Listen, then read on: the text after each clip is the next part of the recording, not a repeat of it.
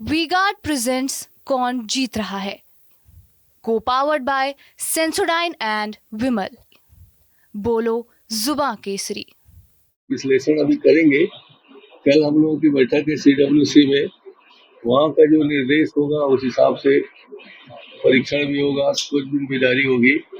मैं इतना कह सकता हूँ कि जब हम दिल्ली गए थे उसके पहले CWC की मीटिंग हुई थी, तब वहाँ स्पष्ट निर्देश था कि इस बार चुनाव AICC के नैरेटिव पे लड़ा जाएगा। इस बार के चुनाव में आप सब लोगों को निर्देशित किया जाता है कि आप 5-5 बूथ अपने कार्यकर्ताओं को बांट के बूथ तक जाके काम करें। हमने अपने साथियों को जाके पहले ही 5-5 बूथ दे दिया था। उनको कहा था कि यहीं तक ही सीमित हो। यदि आपके कोई अच्छे लोग या जानकर लोग किसी दूसरे बूथ में हैं तो उनसे जाके मिल सकते हैं, मगर काम को आप इस 5 बूथ को ही करना है। और मेरे क्षेत्र में सभी जिला कांग्रेस कमेटी ने, ब्लॉक कांग्रेस कमेटी ने इसका निर्देश का पालन किया है, इसलिए मैं इस जीत को हासिल कर सका हूँ। अपने क्षेत्र को छोड़कर बाहर लड़ाया गया। जमीन साहब ये भी कह रहे हैं कि जो बाहर जाकर लड़े उससे नुकसान हुआ, बाहरी का मुद्दा हावी हुआ। मेरे कोरबा में तो बाहरी का ही मुद्दा था, क्योंकि सानी नहीं थी, बाहर से गई थी, तो ये मुद्दा बाहरी का था ही।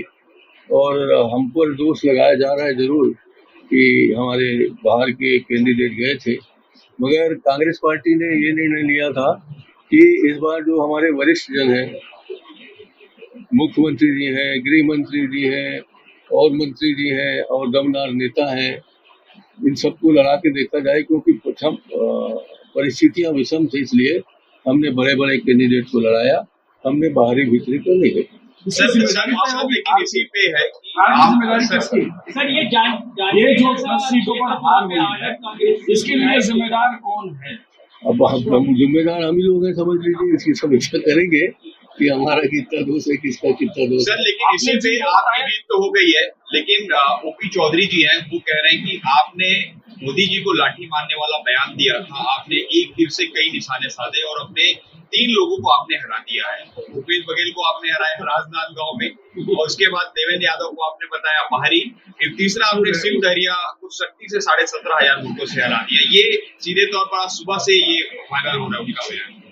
ये तो मैं समझता हूँ कि OP चौधरी जो निपट गवैया है, अगर उसको गांव की भाषा समझ में नहीं आती तो मैं उसको कुछ नहीं कह सकता।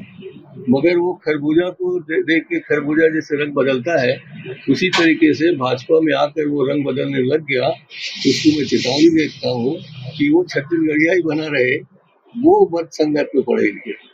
तो सर आपने मतलब आप कह रहे हैं कि आपने नहीं हराया, सर आपने नहीं हराया। इस बयान से हमने किसी को नहीं हराया।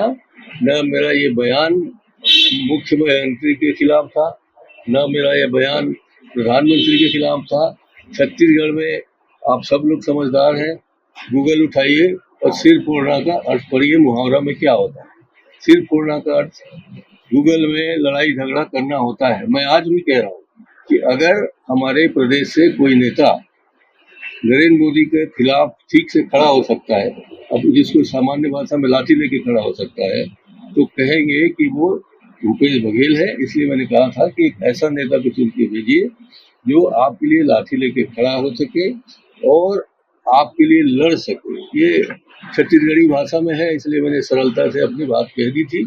इसका लोगों ने गलत अर्थ लगाया, लोगों ने गलत समझा, तो मैंने उनकी समझ को क्षमा करते हुए तत्काल अपनी माफी मांग ली थी। मेरा न तो ऐसा मत था कि किसी का सर फोड़ना है, न ऐसा मत का हूँ। नहीं, सबसे बड़े नेता तो नहीं बने हैं। अविभाजित मध्य प्रदेश के हमारे को मतदाताओं ने ज़्यादा प्यार दिया है, इसलिए हम उनके प्रति आभार व्यक्त करते हैं। ये कहने में हमें संकोच नहीं है कि हमने मध्य प्रदेश में भी गृह मंत्री होने के नाते सर्वाधिक लोगों से संपर्क बनाया, गए वहाँ, उनके काम किए, आज भी बात करते हैं। और आधा जीवन हमारा मध्य प्रदेश भोपाल में बीता है, आधा जीवन छत्तीसगढ़ में बीता है। तो हम तो आधे अधूरे लोग हैं, वहाँ पैदा हुए, पढ़े लिखे और ये वहाँ जन्म ली, तो इनका भी मध्य प्रदेश मायका है, हमारा छत्तीसगढ़ रहा। अब छत्तीसगढ़ हो गया तो अब हम छत्तीसगढ़ के हो गए। मगर इसको कैसे नकारोगे आप कि हम मध्य प्रदेश के नहीं हैं? इस पर अभी समीक्षा होनी चाहिए कि अपन क्यों हार गए, उसमें दिक्कत नहीं है। हर व्यक्ति समीक्षा करेगा, दिल्ली स्तर पर भी समीक्षा होगा कि किस तरह से हम देश में ज़्यादा सीट नहीं ला पाए। ये भी समीक्षा होगा कि हम ज़्यादा से ज़्यादा लोगों को जिता क्यों नहीं पाए। हम ये भी कह रहे हैं कि हम लोग सरकार बनाने की स्थिति में थे मगर नहीं कर पाए। तो सभी बातों की समीक्षा कल CWC की मीटिंग के बाद तय होगी और उसके अनुसार हम लोग आप लोग भी छत्तीसगढ़ में समीक्षा करेंगे? अरे भैया मेरी बीबी जीत के आई है दूसरी बार उससे। चिट्ठी लिखी आपने? हाँ हाँ हाँ मेरे समझ में आई। महतारी बंधन योजना को लेकर अब सरकार फिर से फॉर्म का निरीक्षण करने जा रही है क्योंकि ऐसे पता चला कि अपात्र लोगों को भी सुविधा का लाभ मिल रहा है। समीक्षा होगी। अभी तो रिजल्ट निकले 3 दिन हुआ है भैया। अब अभी नए नए ढंग से उनको अपात्र घोषित करेंगे, कम करेंगे। और ज़्यादा मैं अभी कुछ नहीं कहना चाहता।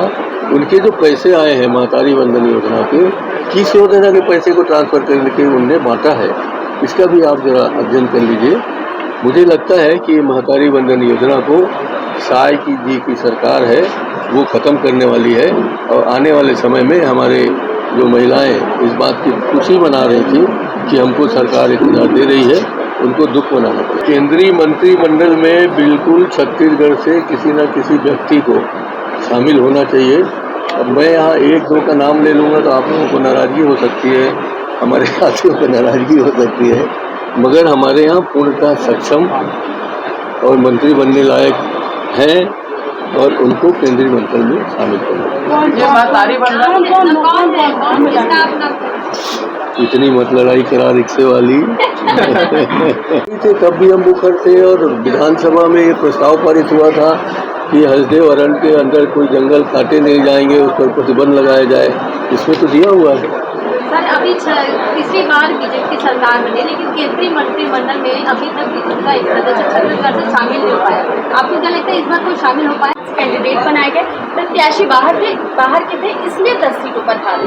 आपको क्या लगता है कि संभाग के नेताओं को प्राथमिकता देना भारी पड़ा क्या कांग्रेस को? देखिए ये अपनी अपनी समझ है। हमारे बहुत सारे नेता हैं, हमारे साहू जी ने अपनी समझ से बात कही, हम अपनी समझ से बात कहेंगे, हमारे अध्यक्ष जी अपनी समझ से बात कहेंगे, मगर हम सब लोग एक मत होकर जो बात करेंगे, जो निर्णय लेंगे वही बेहतर होगा। अभी मैं किसी पे कोई आरोप नहीं लगाना चाहता। सर हसदेव अरण्य को लेकर बीजेपी कह रही है कि विचार कर रहे हैं, अगर वो शपथ ले पाते हैं नहीं ले पाते। अभी भी कई तरह की बातें सुनने में आ रही हैं कि उनके जितने भी घटक दल हैं वो बड़े बड़े विभाग की मांग कर रहे हैं। वो कह रहे हैं कि इनको दिया जाना चाहिए, वो कहते हैं नहीं दिया जाना चाहिए। उन्हीं के बीच में अभी तय नहीं हो पाया है। पहले 8 तारीख फिक्स हुआ है, अब 9 तारीख फिक्स हुआ है। और इस कारण से अभी ये कहना जब तक वो शपथ ना ले नरेंद्र मोदी प्रधानमंत्री बनेंगे, मुझको विश्वास नहीं है। वी-गार्ड प्रेजेंट्स कौन जीत रहा है, को पावर्ड बाय सेंसोडाइन एंड विमल। बोलो जुबां केसरी।